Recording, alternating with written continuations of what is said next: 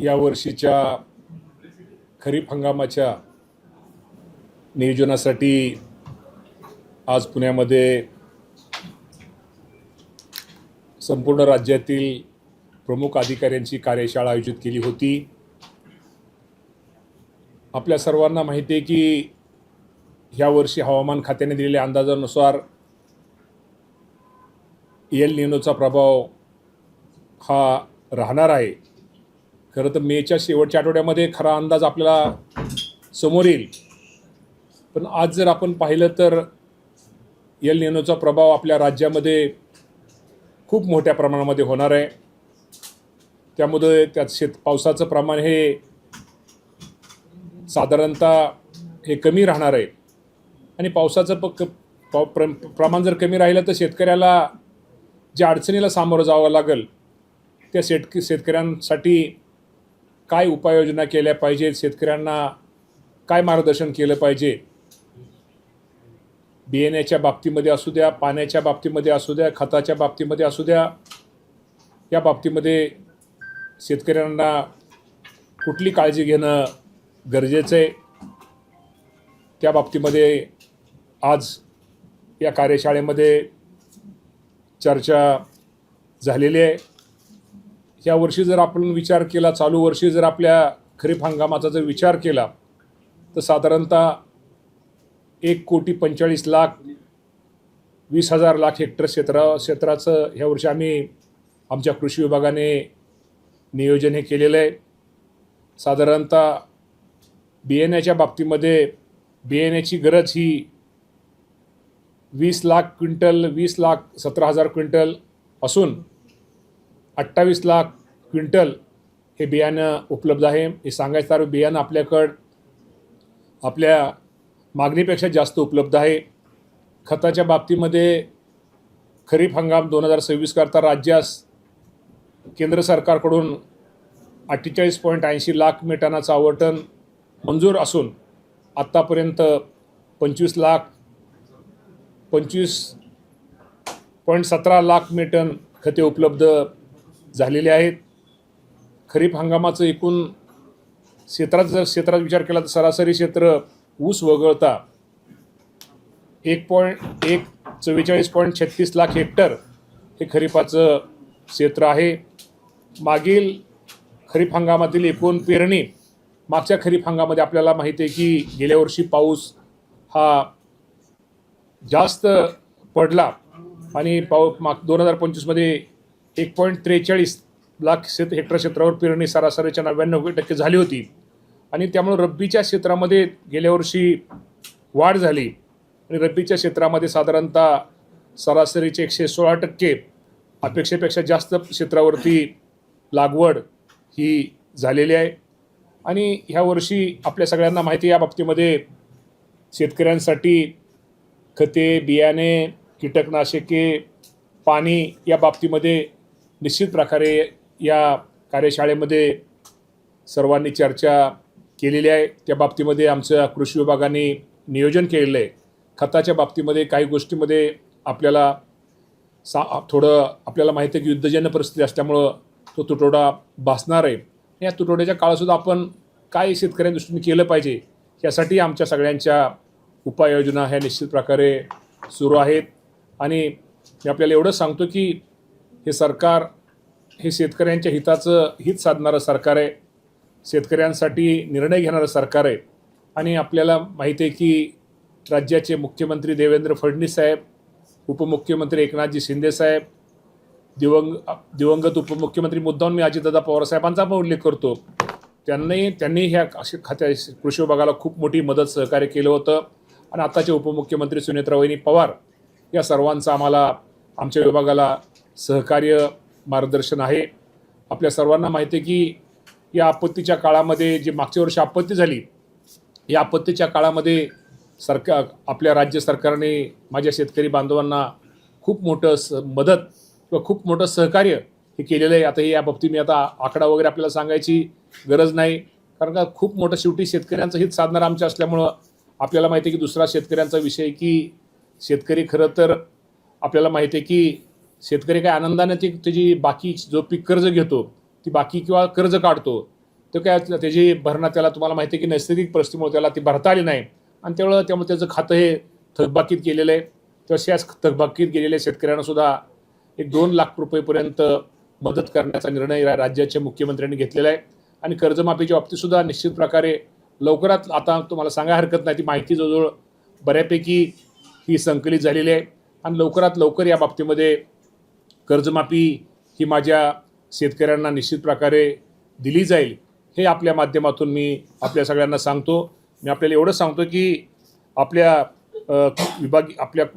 विभागीय आपल्या ज्या कृषी विभागाच्या माध्यमातून या खरीप हंगामाच्या नियोजनासाठी आमचा कृषी विभाग निश्चित प्रकारे शेतकऱ्यांना मदत करण्यासाठी, शेतकऱ्यांना सहकार्य करण्यासाठी, शेतकऱ्याला मार्गदर्शन करण्यासाठी सज्ज आहे.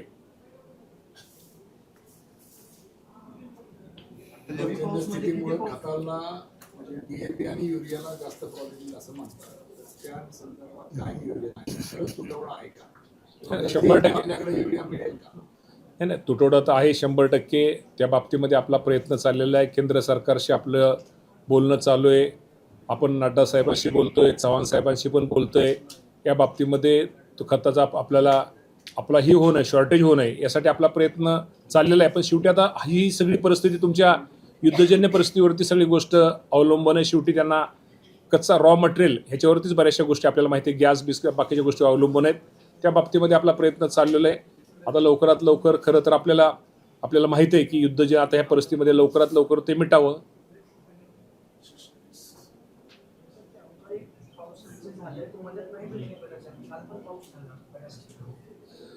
जिथं जिथं पाऊस झाला, पाठीमागं नुकसान झालं, त्या सर्वांनाच आपण मदत देण्यात आपण सरकार शासनाने तुम्हाला सांगायला हरकत नाही.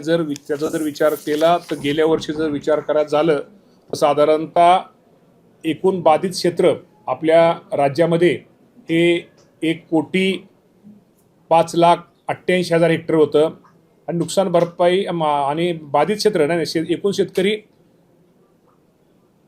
1,36,000 बाधित क्षेत्र 1,05,00,000. एकूण भरपाईची मदत आपण निधी मंजूर केला आहे 20,196 कोटी. त्यातला निधी वितरित केला आहे 15,661 कोटी. आणि त्यामुळं तुम्हाला मी एवढं सांगतो की या बाबतीमध्ये मागच्या वर्षीसुद्धा आपण निधी असा कुठलाही केला नाही, निधी दिलेला आहे. त्यातनं कोणाची कागदपत्र, वारसा हक्क वगैरे काही गोष्टीमुळे काय पेंडिंग असेल त्या बाबतीमध्ये निश्चित प्रकारे लवकर काय दुरुस्ती किंवा आपल्या पीक ह्याच्या बाबतीमध्ये असेल त्यात लवकर त्याचा अहवाल आल्यानंतर आपण कुठलाही निधी ठेवणार नाही. आपण सगळ्याच निधी हा वितरित करतोय. कोणती मागच्या महिन्यात झालेला पावसाची आकडेवारी आता झाली तुमच्याकडे? तरी पंचनामे सुरू आहेत. अजून अंतिम आकडेवारी आपल्याकडे आलेली नाही. पण हे पण तुम्हाला सांगतो की अंतिम मागच्या ह्यात पाऊस झालेला आहे त्याची साधारणतः आकडेवारी संपूर्ण आल्यानंतर त्याचे पंचनामे कृषी आणि महसूल करते. ते अहवाल आल्यानंतर ताबडतोब त्या बाबतीत सुद्धा शेतकऱ्यांना मदत केली जाईल.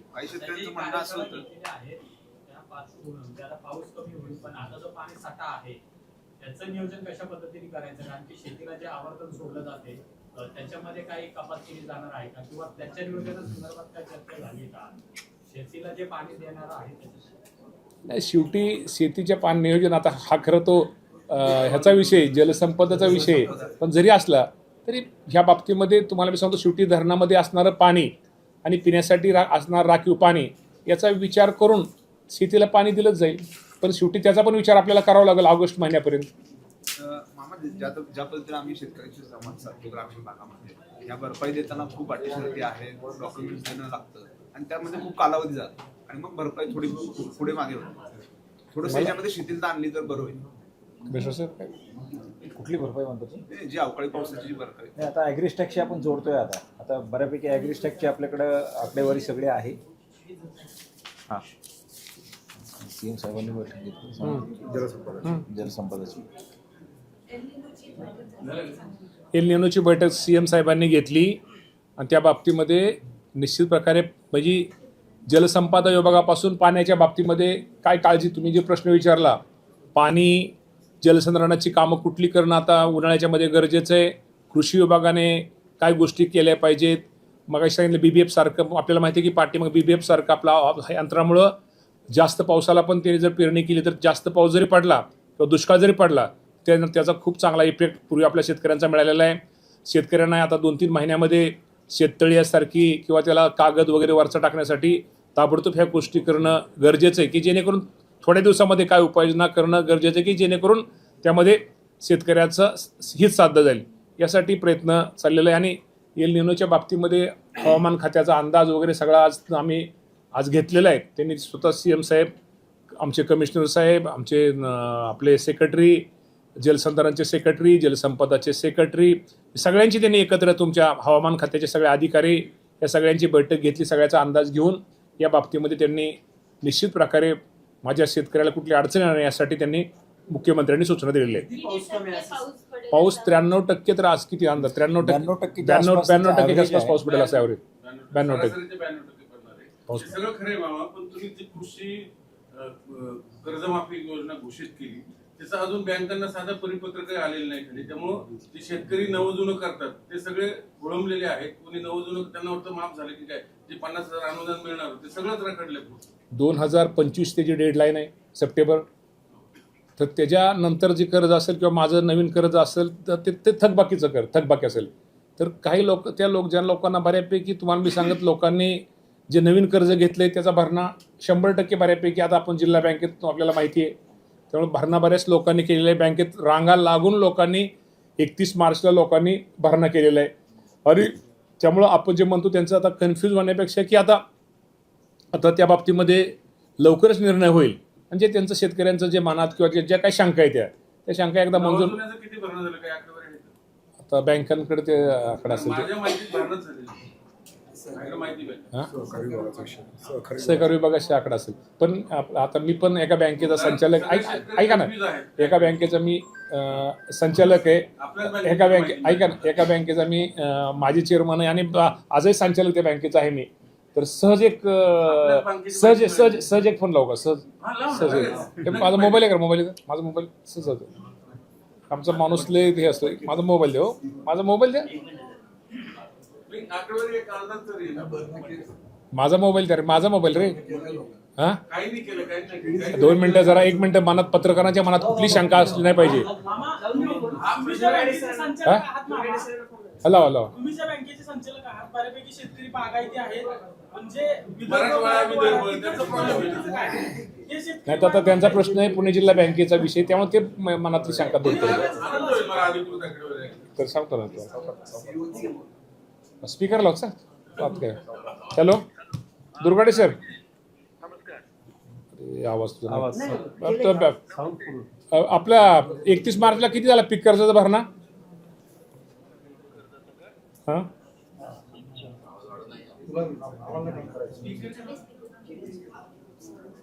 अंदाजे सांगा ना. मग त्या दिवशी गर्दी होती का संध्याकाळची 31 मार्चला? हा गर्दी होती ना? मध्यम गर्दी. पण भरले का लोकांनी पैसे? ठीक आहे भरले पैसे बऱ्यापैकी. पण मध्यम ठीक आहे, एवढं तुम्ही म्हणता एवढा ही नव्हता, पण पैसे भरलेत लोकांनी. मराठवाड्यात त्यांना माहित नाही ना, ते सहकार आपल्या जिल्हा बँकेत ते आता ते सहकार विभागात असेल आकडा ते. तर त्यामुळे कर्जमाफीचं येणाऱ्यात लवकरात लवकर म्हणजे साधारण 30 जून तारीख दिलेली आहे. पण तितके 30 जून थांबण्याची गरज नाही, त्याच्या अगोदरच होईल ते. त्याच्या अगोदरच कर्जमाफी घेऊ शकतो. 2 लाख रुपये. दुसरा असा येणार आहे, ऑब्व्हियसली पावसाळा लांबणार आहे. चारा छावण्या ठीक आहे, चारा आहे, पण पाण्याची सगळ्यात मोठी अडचण होणार आहे. पाणी आणि चारा आहे, त्याचं काही नियोजन केले का? नाही पाण्याच्या बाबतीमध्ये ते सांगेन तुम्हाला की आता तात्पुरतं लगेच जलसंधारणाच्या बाबतीमध्ये काही गोष्टी तात्पुरत्या लगेच ह्या थोड्या दिवसासाठी काय करता येईल यासाठी मुख्यमंत्र्यांनी आता सूचना दिलेल्या आहेत. त्या बाबतीमध्ये शेततळ्यासारख्या योजना हाती घ्या, प्लास्टिक कागद, जेणेकरून शेतकऱ्याला जे काय आता पाऊस पडेल त्यात ताबडतोब त्याचं पाणी कसं त्याला साठवता येईल किंवा अशा गोष्टी त्यांनी सूचना दिलेल्या आहेत त्या बाबतीमध्ये. आणि सगळ्याच विभागाची त्यांनी माहिती, हवामान खाते सगळ्यांची माहिती घेतलेली.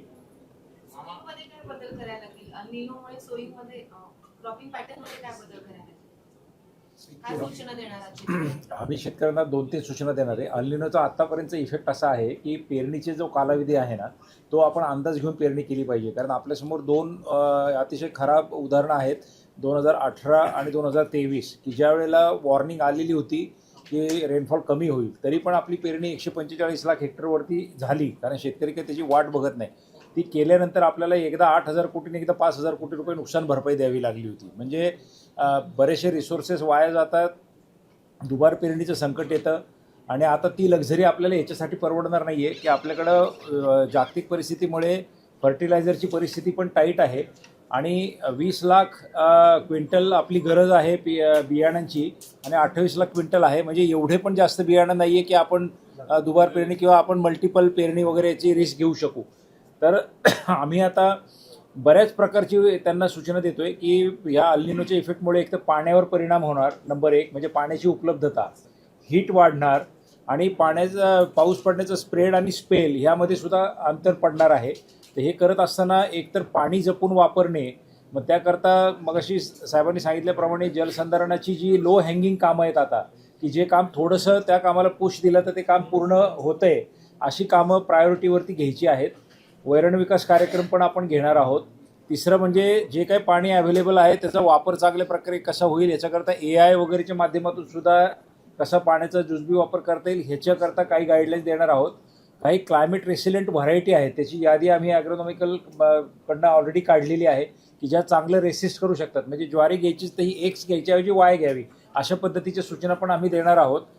पेरणी करत असताना जर का ती आडवी पेरणी केली तर सरळ केली तर ती पाईपलाईनसारखं होतं, पाणी सगळं निघून जातं, आणि आडवी केली तर स्पीड ब्रेकरसारखं पाणी स्लोली पुढे उतरतं. तर त्याकरता ते पण आम्ही जास्तीत जास्त प्रमाणावर करणार आहोत. BBFचा वापर जास्तीत जास्त करणार आहोत, जेणेकरून शरीवरंभ पद्धतीने जर केलं तर दोन्ही फायदे होतात. पाऊस जर जास्त पडला अचानक तर ते पाणी पण चॅनलाइज होतं आणि तो उंचवट्यावरती क्रॉप असल्यामुळे ते डॅमेज पण कमी होतो आणि त्याचा वापसा जास्त काळ टिकणे वगैरे हे पण फायदे आहेत. तर ते पण आम्ही गाईडलाईन देतोय. त्याकरता BBF जास्त प्रमाणावरती कसे देता येतील ग्रामीण भागामध्ये त्याकरता आम्ही स्पेशल ड्राईव्ह घेणार आहोत. MAIDCच्या पण लोकांशी आमचं बोलणार साहेब पण आहे तिथे, आणि CM साहेबांसमोर पण आम्ही ती रिक्वेस्ट केलेली आहे की त्याकरता जे फंड्स आमच्याकडे कृषी समृद्धी योजनेमध्ये आहेत ऑलरेडी ते आम्हाला मिळावेत. अशा बऱ्याच आत्ता सांगितल्याप्रमाणे भरपूर उपाययोजना आपण करत आहोत.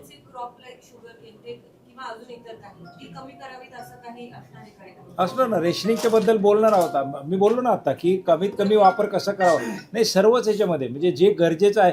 आता आपल्याला माहिती आहे की शुगरकेनच्या बाबतीत काही लोकांनी AI मॉडेल यशस्वी करून दाखवले, तर पाण्याचा वापर जवळजवळ 40% त्यांनी आणला आहे आणि प्रोडक्टिव्हिटी 20% वाढती आहे कमी वापर करून सुद्धा. कारण ते ह्युमिडिटी, मॉइश्चर हे सगळ्याचा विचार करून किती पाणी द्यायचं ते निश्चित क्वांटिटी ठरवते आणि तेवढंच पाणी सोडलं जातं मोघम देण्यापेक्षा. अशा उपाययोजना आपल्याला करावं लागतील. खतांच्या बाबतीत सुद्धा करावं लागेल. नाही, ते जेवढे आपली रिक्वायरमेंट असते 15 लाख टन ते काही एका वेळेला येत नसतं, ते हळूहळू येतं आणि ती रिक्वायरमेंट ती सप्टेंबरपर्यंतची असते. म्हणजे असं नाही की 15 लाख एकदम एक ठोक गव्हर्नमेंट किंवा कुणी आम्हाला देईल, ते स्लोलीच येत असतं. पण तरीसुद्धा काही मॅन्युफॅक्चरिंग युनिटसुद्धा आता कमी क्षमतेने काम करतायत, इफ्को वगैरेचे. बाहेरून येणारा कच्चा मालसुद्धा ह्या जागतिक परिस्थितीमुळं सध्या निश्चितता नाही आहे त्याची. DAP 50% इम्पोर्ट करतो आपण.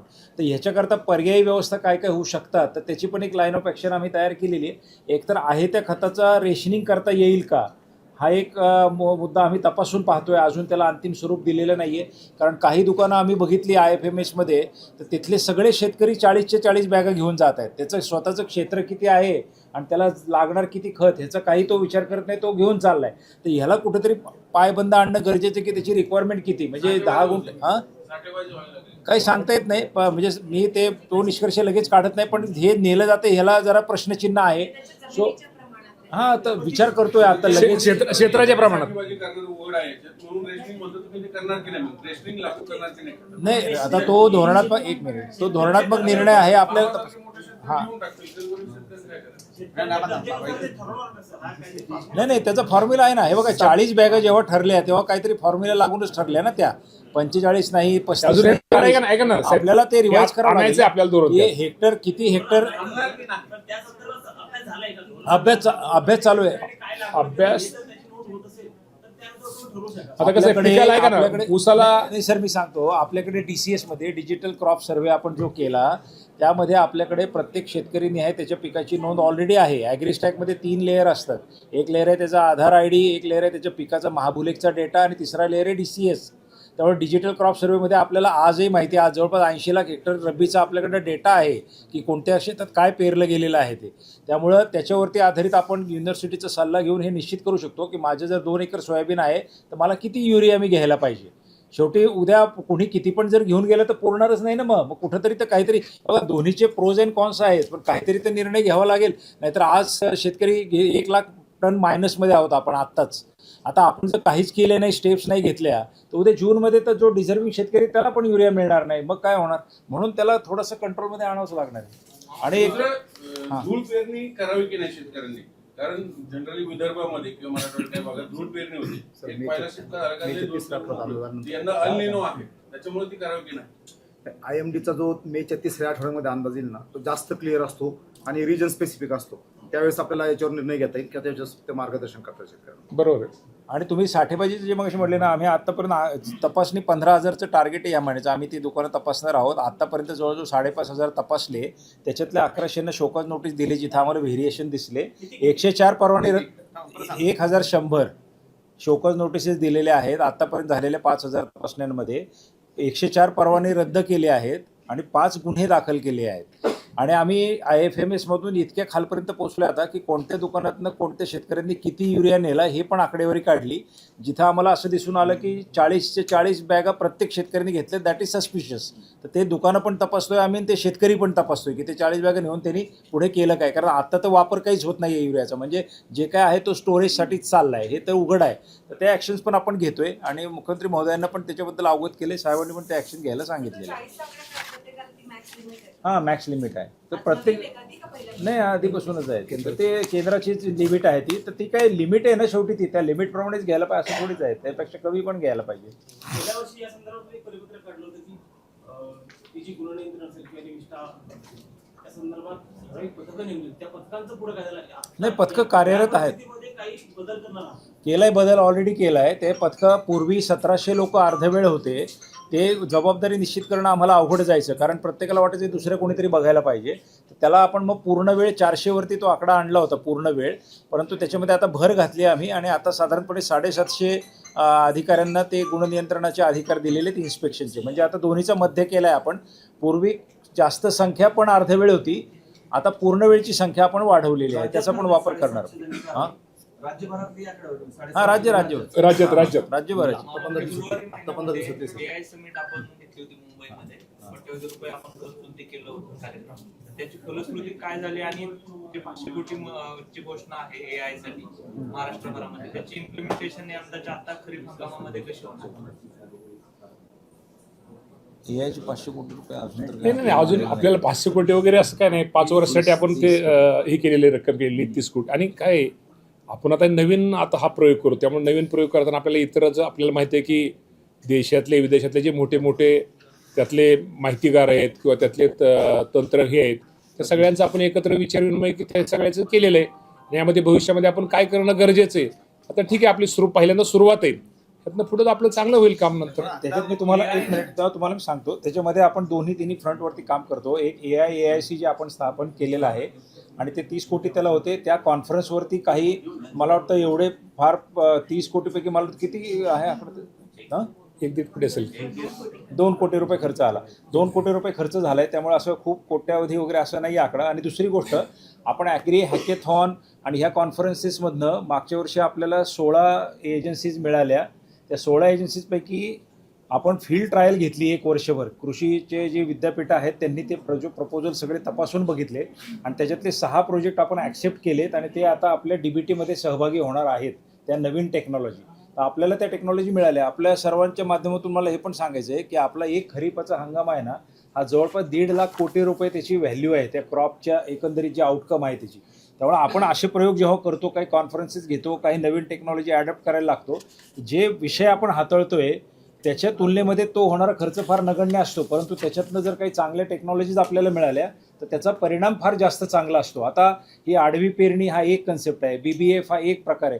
ही टेक्नॉलॉजी नुसती इंट्रोड्यूस केली किंवा खताचा योग्य वापर आहे किंवा काही ऊसाच्या बाबतीमध्ये 40% पाण्याची बचत करण्याची टेक्नॉलॉजी आहे, याची रक्कम ही त्या कॉन्फरन्सवर होणाऱ्या खर्चाच्या कित्येक पटीने जास्त आपल्याला परतावा मिळतो. त्यामुळे नवीन बदल जेव्हा घडायचे तेव्हा इनिशियली काहीतरी स्टेप्स घ्याव्या लागतात, नाहीतर कधीच नवीन टेक्नॉलॉजी आपल्याकडे येणार नाही. नाही पण साहेब आता जसं केव्हीके मध्ये स्वतःची त्यांची लॅब अशी आहे मायक्रोसॉफ्टच्या माध्यमातून उभारलेली ती, पण राज्य सरकारचं कृषी विभाग असं काही स्पेसिफिक करणार आहे की नाही म्हणजे याच्या बाबतीत? जसं त्यांनी आता मायक्रोसॉफ्टशी करार केलेला आहे केव्हीके बारामतीमध्ये, तर त्याच पद्धतीनं त्याच धर्तीवर राज्य सरकार काही वेगळं नाही असं तो करणार एक आहे? प्रकार हे बघा, तुम्हाला एक लक्षात घ्या, AI हा खूप व्यापक विषय आहे. ॲक्च्युली हा एक मायक्रोसॉफ्ट झालेला करार हा एका क्रॉपच्या वॉटर मॅनेजमेंटच्या संदर्भातला झालेला करार आहे. याला अनेक पदर असू शकतात की ते केलं म्हणजे झालं असं नाही. आता AICनी त्याच कॉन्फरन्समध्ये तुम्ही बघितलं की त्यांनी 12 प्रोजेक्टला आपण प्रमाणपत्र दिलं. त्या 12च्या 12 टेक्नॉलॉजीज फार चांगल्या आहेत. म्हणजे AI हे खूप व्यापक क्षेत्र आहे, असं एकच पिकापुरतं मर्यादित नाही आहे ते ऊस वगैरे, त्याला सगळेच कव्हर करायचं आहे आपल्याला.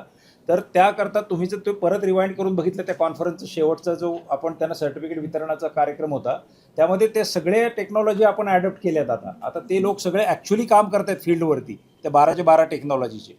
तर ते हळूहळू इव्हॉल्व्ह होईल. हा नवीन विषय आला आहे, हा काय आमचा पण दावा नाही असा की एकदम क्रांती घडणार एका दिवसात.